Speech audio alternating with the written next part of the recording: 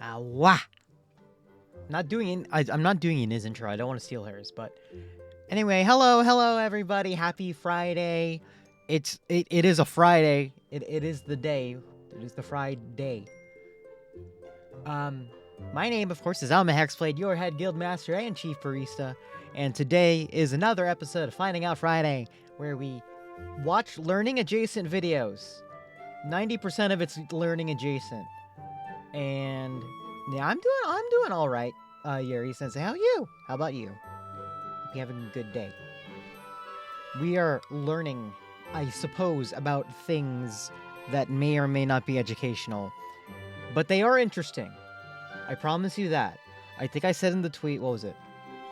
Various topics include Neopets, levitating hot dogs, granite countertops, bananas, hot sauce ice cream, domesticated foxes is one of them. So let's just get started.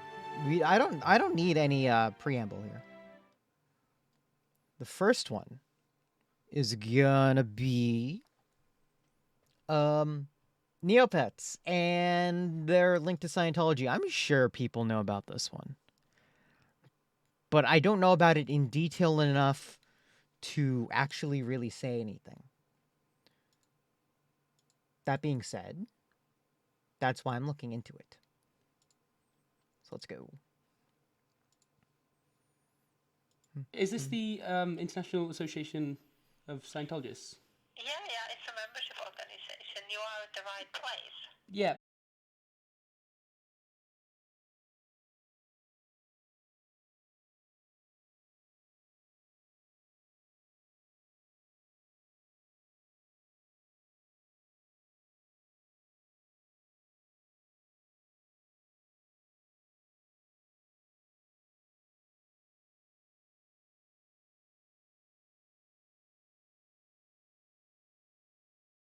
Why did it do that so fast? I'm here though. I'm back. It just kind of disappeared. I don't know what happened. Let's fix that. Don't worry. We got it. We'll get back to it. Hold on. Come on. Is this the International Association of Scientologists? Yeah, it's a membership organization. You are at the right place. Yeah, great. There we go. So this is from People Make Games, and it's a really good investigative journalism stuff. They do a very good job. Who remembers Neopets? I used to love this site back in the early 2000s. I will also change the when I wasn't captions so it's rearranging more my readable for MySpace people. Top 8 or unbuttoning my collar, even though I was a prefect. I know I spent a lot of time on here. Are you ready for adventure? Explore Neopets. Hell yeah, I am. A world of mysterious lands where anything can happen. For those who missed the hype, Neopets was a website where you created and then looked after your own virtual pets, like Stephen the Brave here, who is, oh my god, dying of hunger right now. Oh no. Side note, by the way, unlike, say, a Tamagotchi, which is programmed to perish if you don't feed it, a Neopet can't do that, which means, dear viewer, if you at any point had a Neopet and have forgotten about Hungry and dying. it's still out there, and it's alive, And and it's... it's oh so hungry. No, don't remind Anyway, me. the site was mostly about two main activities: Don't exploring the remind world of Neopia or playing one of its many flash Oh, I games. played this These one. I could love vary this one. in quality pretty drastically, but some weren't half bad, even if they weren't exactly original ideas. Oh, and shout out to Extreme Potato Counter, the game that really is exactly what it sounds like.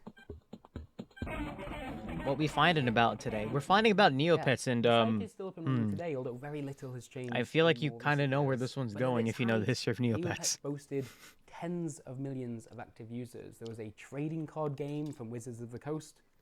My dog's had a go on that, hasn't she? I have Ah, some cards. Little git. I have some There of those was Happy Neopets Meals, cards. Please, talk of a movie. I had Neopets was I a had the huge toys. deal. And for about 5 of those years, as it was first exploding into I popularity, had a the site freaking was owned Khajiit and as one operated of my by a pets. I group know it belonging for to an sure. extremely controversial religious organization, one that has been widely criticized for both the exploitation of its own members and the harassment of those who speak out against it. Wait, there was a I'm Super talking Bowl about the advertisement? Church of Holy crud. Scientology, founded in the early 1950s by American author Al Roker. Yeah, Izzy's also had a good video on it. I remember that. Man poses a great many problems. Why did I... Neopets and Scientology, how did those two things Hello? end up getting mixed Uh-oh. up together? And what kind of impact It did that crashed. relationship have on the site itself? Today's not a good day To for find me. answers to those questions, I travelled to London to meet the original creators of Neopets. Oh, my phone Adam disconnected and from Donna Wi-Fi. Howell. That makes a lot No, of we had sense. no idea it existed, and we don't really care about people's religion or political views. It doesn't really interest us, to be honest. It's whatever floats your boat. Right. But yeah, Huh. it got a little bit interesting. This story really starts Things in stopped working. 1999 in the United States, as Give the me a pair second. originally planned to set up an advertising network in San Jose. They'd been doing something similar back in the UK and had been approached by a couple of potential investors interested in working together.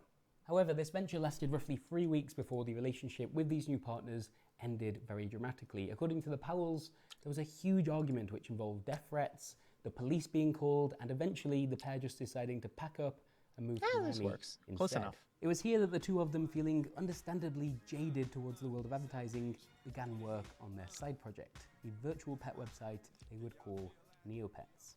Now, the original idea for the site involved the whole thing being built around a 2D top-down adventure game in which you explored a multiplayer world with your pet and then encountered others doing the same. Adam and Donna had recruited a third person to work on this while they concentrated Wow, it's a on very the rest of the generic site. version But of the the thing is, site. that central game idea, which sounds incredibly ambitious to me, never actually materialized. In fact, the person they were working with disappeared, and Adam and Donna were left with just the work that they'd done themselves.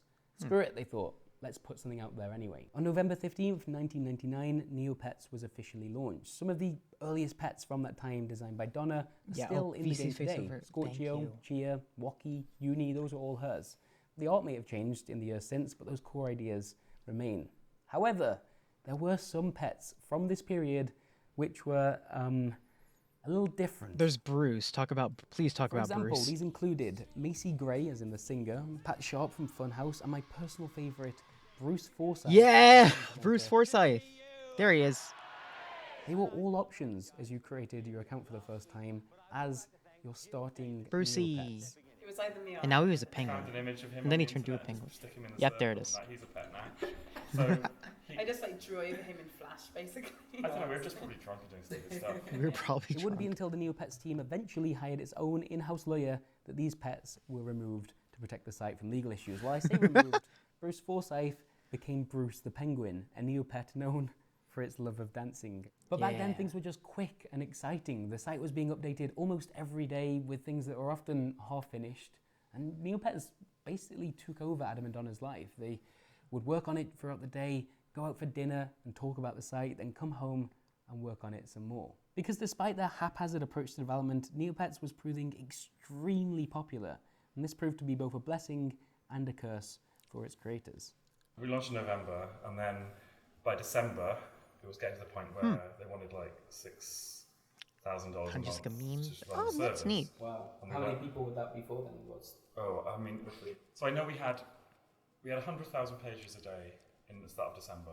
Then, we went home for Christmas and it crashed. There was nothing. There was no down page. It was just literally can't connect to the server. That was it. I think it's really worth trying to imagine what this must have felt like for the pair of them because it helps explain what comes next. So picture this. You've just moved to America at a young age and you've had an awful time of it so far. The advertising industry, which you thought you wanted to be involved with, it's not working out. You want out of that industry.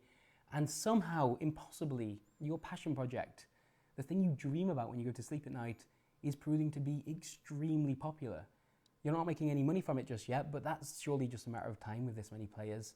And right then, just as everything seems to be going so well, it crashes and you can't afford to keep it going. Oh no. Desperate for help, in that moment, you're introduced by a friend to a possible investor. These were the Scientologists. We didn't know. Oh. It's not something that pops up in I'd conversation. never heard of it, really.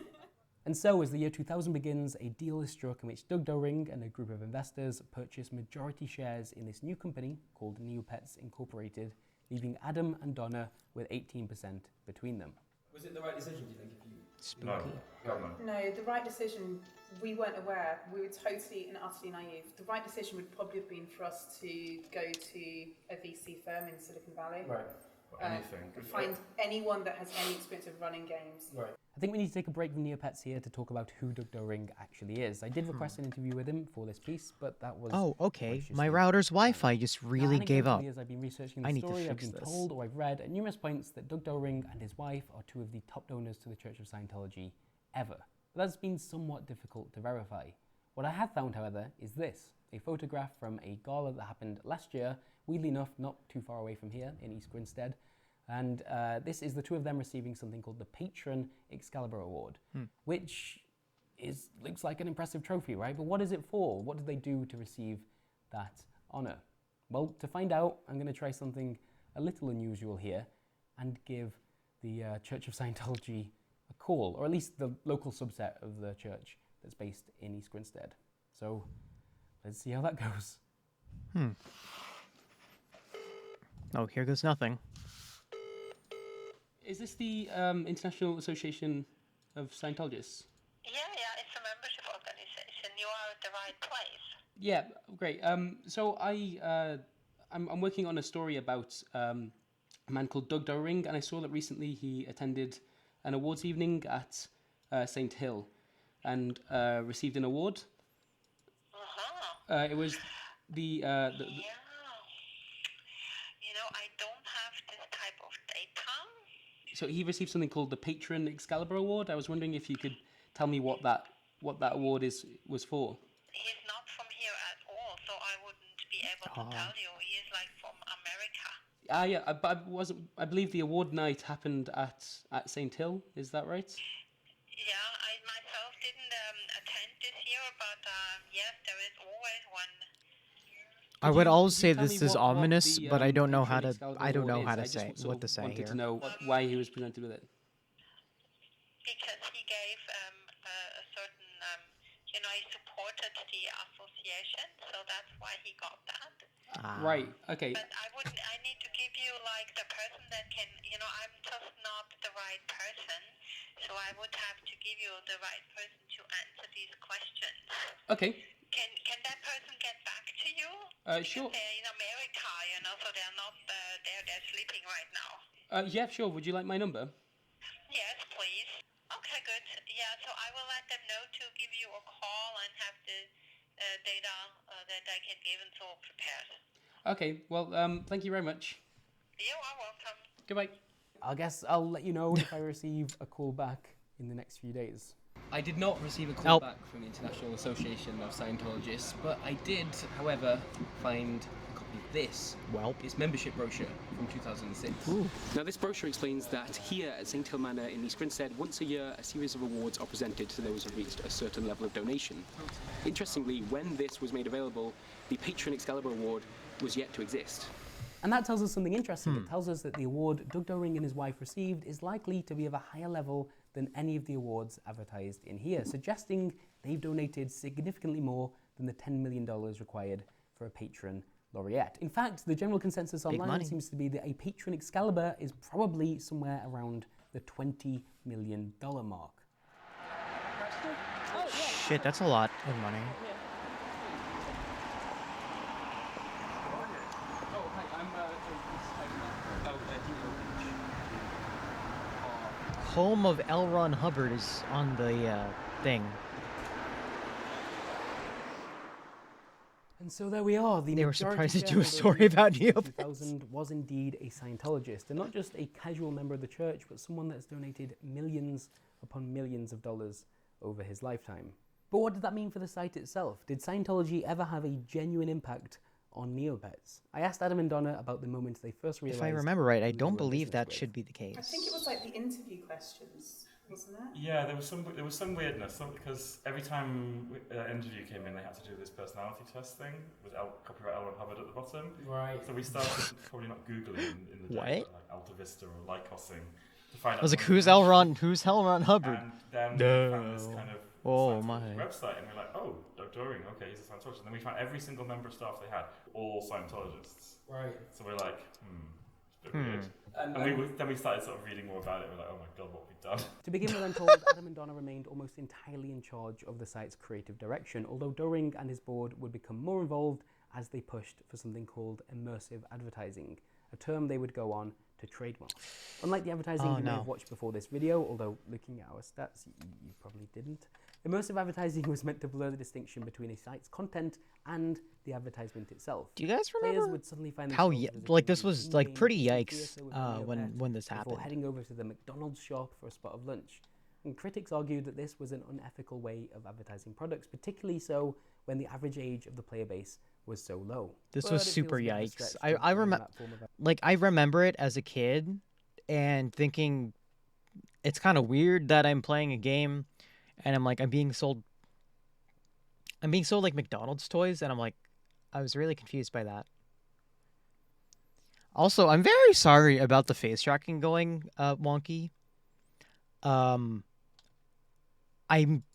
my Wi-Fi decided just to give up and not provide me the Wi-Fi I need. And now it's not responding to any requests, so that's very interesting. I may have to run and reset the router, but it's giving me a LAN connection here, so I want to kind of keep going. If that's okay with you guys, then give me a minute, I suppose. Give me 5. I'll put myself on BRB.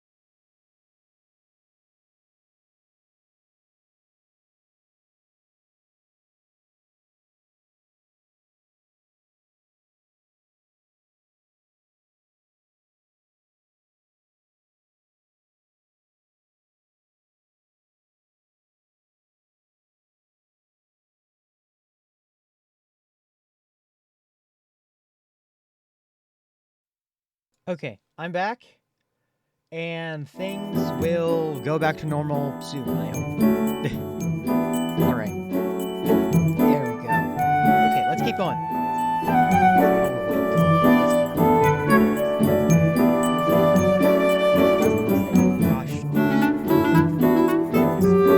Gosh darn it.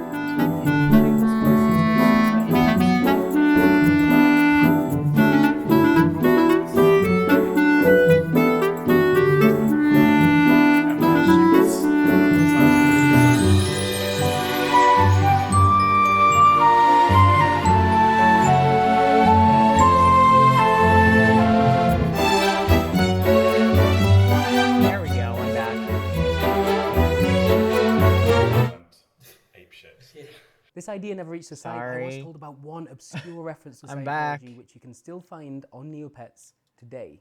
Following the acquisition in 2000, the Neopets office was based out of California, and it wouldn't be all that uncommon to be sat there working at your desk and to glance up and see someone from the board. My ears are bleeding. giving I'm a tour. sorry. This might include the odd celebrity Things face aren't. like Things actress are Kelly fixed Preston, though. who made a couple of appearances. Mike, look at that. Hold on. Is that a screenshot of a picture of the Neopets office? Hold up. To be sat there working at your desk and to glance up. I and wanted to see someone from the something really board quickly because I giving saw a something. tour. Bro, look at this Trinitron monitor, right? But beyond that, there's like, they have aim for their messaging like inter office. There's like sponsor. Then there's like an Excel spreadsheet here that says sponsored games, flavor text something, pet spotlight, STA spotlight, pet spotlight. This might include. I know it's fun. It's fun to look at all these. It's fun to look at these. There's like index.phml, and I think that's a Mozilla logo. The odd celebrity I love face the stickers like actress too. Kelly Preston, who made I love this couple of office, by the appearances way. over the years. But apparently, there was a group of free Scientologists that made a real lasting impression on the team.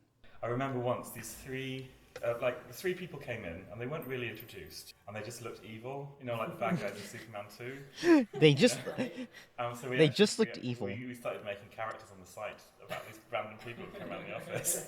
The three. There was this like, and the artists were in on the joke as well. They were like, those guys that came in, those are going to be bad guys.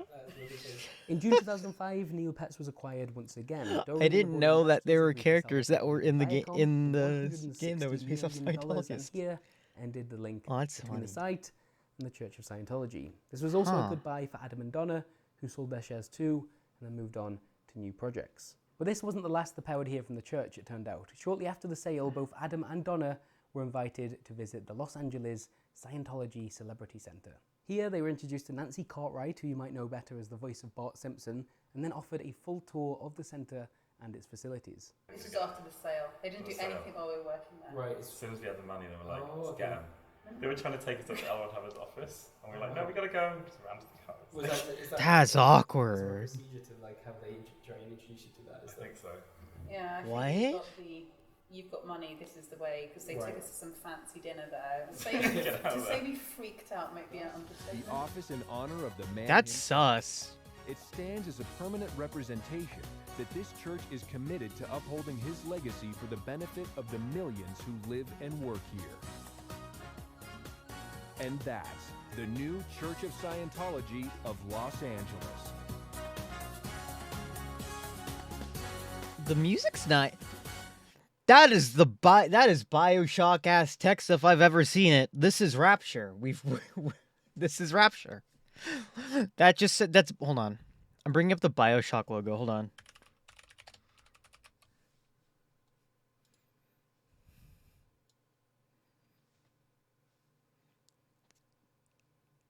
Same shape. Absolutely the same shape. And that's the story of how Neopets ended up being run by Scientologists for a good 5 years. Shit, I had one of those. This one, by the way, I think... Okay, we're turning you off now. This one's called Kachik. I had him. It's a sort of mouse type. I had Pokemon. Kachik. Did I say He was Pokemon? my favorite. And Neopet with glowing red cheeks and often comes in yellow. I'm not sure where the idea came from. I'm going to put him over there. I had a before I blue get one. myself in trouble. Yes, thank you for watching this video, and thank you so much if you're a patron of People Make Games. We could not make this stuff without you. So, yeah, Fun fact, I had a blue and we'll see you Kachik, next time. and I had a plushie, and it was a very large plushie, and he sang, and he was great, and I still love him. So, but the problem is he is currently in my basement in storage with all my other plushies that are too big. I've grown out of plushies now. I've gone from plushies to novelty pillows and Nesso berries, which are entirely different and not plushies at all.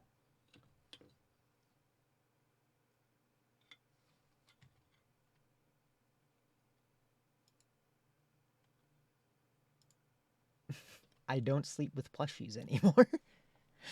Maybe I do. You don't know. You wouldn't know. You can't accuse me of anything. Anyway, next video is gonna be discard plushie, acquire solder. You still need to buy me that soldering iron, Brandon. The next video is two short ones. We got how open offices are overrated, which they entirely are, as someone who's going to be working from home very soon. And how granite countertops took over American counters. I hopefully this is in a very interesting alien fashion and not something about business. But let's find out. Stop. How did open offices get so overrated? Let's break this down. We all know open offices are bad. There have been studies that show that private offices clearly outperformed open ones. Oh, really? Cool. Open offices are about saving money. Pricey real estate means that every square foot's a dollar sign, and that's fine. But we don't like to talk about it that way. We act like it's about interaction and collaboration. You tipped me 40 gold. Thank you very much. Ease of interaction is not an issue. I guess I'll buy that soldering iron now. To be clear, I am throwing stones from a glass office. This is where I work. My desk is incredibly close to my poor neighbors. Buy it, I always have to wear headphones to concentrate, and nobody don't tell me to buy it, idiot. Can't believe it. Can't believe you. But when you look at really cool companies, across the board, they all have open offices to encourage interaction and openness. Dog vacation website, open office. Charity website, open office. But this is not just penny pinching. We talk about them like they're better, and they used to be. Open offices were once works of art. They were just ruined by too many bad copies. As someone who will eventually have an open office. Post office from 1872. Ooh. Open offices. I like the spiral staircase. That's nice. This is not a barista. This is not a feng shui consultant. Clerical work was done in big open spaces as early as the 1750s. Ooh. But small rooms were most common. It's really By cool, the 1900s, more and more people were spending their days in offices. One genius wanted to make offices more open, and he wanted open spaces to work better. The eminent American architect, Frank Lloyd Wright. Come in, Is this someone I should respect or no? A series of boxes and closets became more and more open, more and more sense of space. Wright's known for his houses, often with open plans, but he... God, I forgot that this building existed. I love this I love this building. Designed offices too. Oh, sorry. In 1909, he experimented with open offices in a Buffalo building. In 1939, I keep gushing about that he created building a a little bit. masterpiece in Wisconsin. The S.C. Johnson Company needed a new headquarters, so they asked Wright to design it. They make cleaning products like... Yes, Ray. New bug killer discovery from Johnson's Wax. The administrative building was the highlight. It was a stunning open I want office. to live on waterfall. I think there's a Lego kit. Hold on. There's a Lego kit of that building. Let me find it.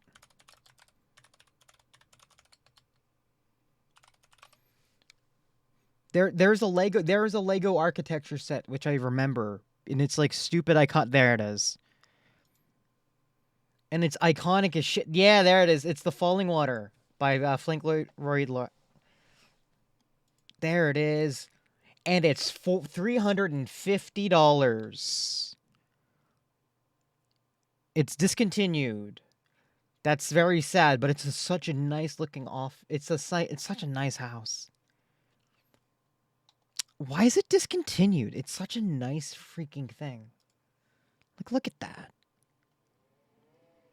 Anyway, side note, I like the Lego architecture sets. Wright believed new materials, like steel, enabled bolder designs. The box was a fascist symbol, and the architecture of freedom and democracy needed something beside the box. You heard it. You heard it right, everybody. Yeah. In case you missed that, he just said boxes are fascist. Boxes are fascist. Yeah. Doesn't that sound a lot like modern Let's open go. office hype? But there were big differences. Boxes are Wright made fascist. and what we have today. This thing was incredibly well designed. First are these dendriform Oh, holy columns. shit. Dendriform means tree-like. They were so elegantly skinny they worried building inspectors. The ceiling let in natural light. Visitors compared it to a cathedral.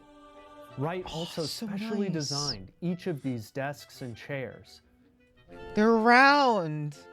Just look at all this. Also, not gonna. This also kind of reminds me of like an area in Control, minus the concrete brutalism.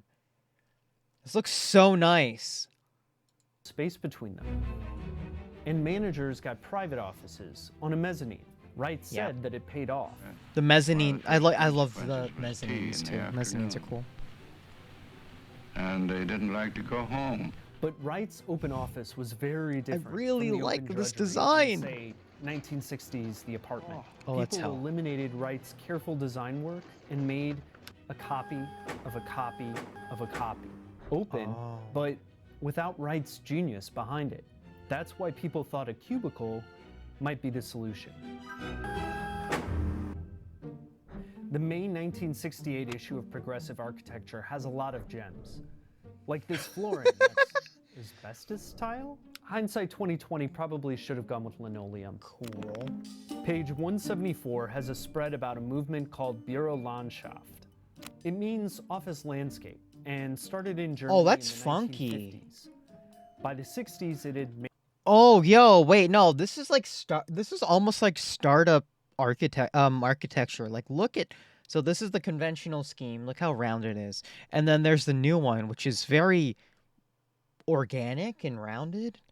It's very startup feel. Some people don't like Made that its way now to because of America.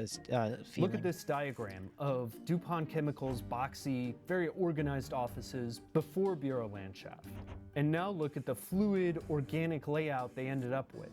That The looks idea was fun. to make offices but- open but keep them flexible. Herman Miller did the same with their Action Office. What exactly is Action Office? Well, I'm walking through it right now. Herman Miller's Robert Probst designed it to break up space, but it allowed for easy interaction and rearrangement. There were even special task groups for each part of the office. This The is an idea office was Neo couldn't constant escape from. flexibility with specifically designed furniture. Honestly, this is better than the cubicle Neo was in the start of the movie. This is so much better. But when people copied Bürolandschaft and Action Office, they forgot the flexibility and attention to detail. Oh, and now we got the They only cubicle, saw the and now we're in walls. hell. So over the decades, we got a copy of a copy of a copy, and went from thoughtful design to cubicle farm. We'll go ahead and get this all fixed up for you. Hell. Right. Today's supposedly hip open offices are, in part, a reaction to cubicle hatred. But many lack the care and attention of the open offices of Frank Lloyd Wright, or the partitioned privacy of Herman Miller and Bürolandschaft. We've kind of got the worst of both worlds. Maybe he would need to escape if he had a nice. You know what? You're right. Maybe Neo didn't need to wake up if he only got like a nice office and like regular and pay that wasn't garbage. Imagine the AU. The open offices Neo gets we a have are Neo overrated gets a fine goals, life. But the idea is worth executing well, because it matters too much to stop trying to fix it. By that we mean the 40 hours a week, the 87,000 hours, the nearly 10 full years of your life you spend inside the four walls of one room. Oh wow. Okay.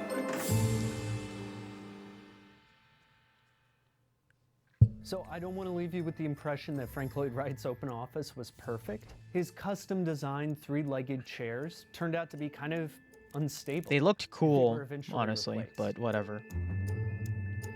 The chairs were a good idea. It's just kind of you made a stool for people to work on. I don't think that's a great move. That was very educational. That reminded me of Frank Lloyd Wright. And it was very good architecture. And that one freaking house. It was such a nice damn house. It's such a good photo. It's very photogenic of a house. All right. There's another article or a thing from Vox about granite countertops. Yeah, I like the granite countertop. Granite countertop. Granite countertop. Granite. I have these in my house. Wait a second. Aren't granite countertops just a little You know. overrated? No. Listen. Your granite countertop's beautiful. My counters are awful. But the hype is a little over the top. I love this granite countertop. I like it. I like it very much.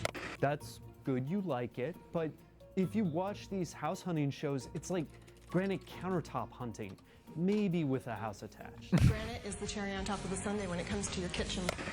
Isn't this all a bit much?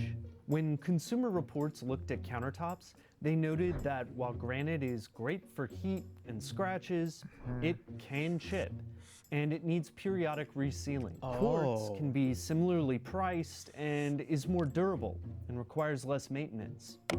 I like quartz. Our dream kitchens used to look like this. So how did we get to... To be able to have granite countertops is just awesome. Glad we could help you with a life goal. Granite countertops are about hype, not quality alone.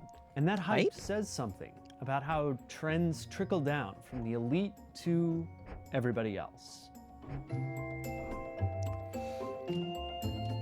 Okay, I'm gonna leave this. I'm gonna pause the video really quickly to make a prediction. I thought that granite countertops were like, what was it? The thing with granite countertops was that like they were good to prepare food on, like they were food safe. That's what I thought. That's what I thought as a kid. I don't know if that's true now, but we'll find out.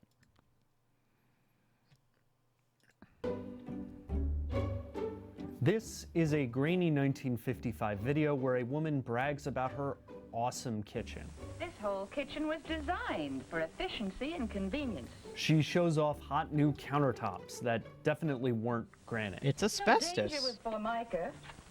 Whatever stains. Formica was the flashiest brand of laminate that kept counters stain and scratch free. The technology flourished in the 50s, and it was part of a national trend.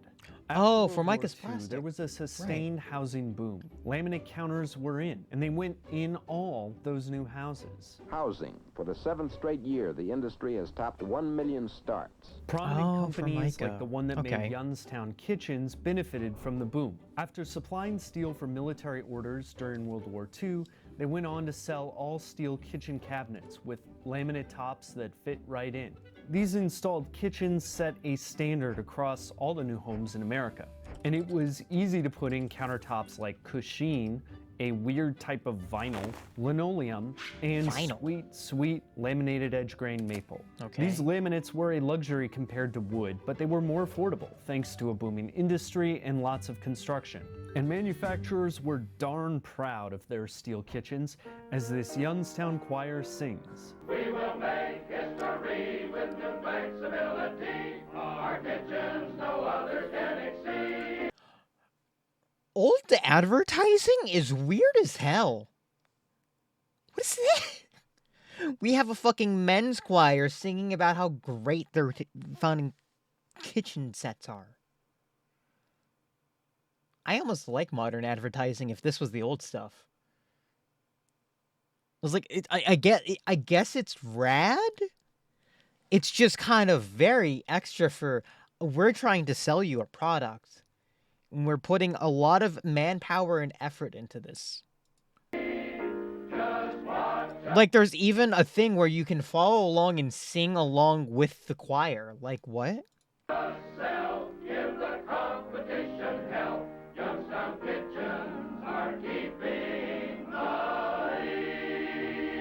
It's a lot of effort. Laminates showed up in millions of homes.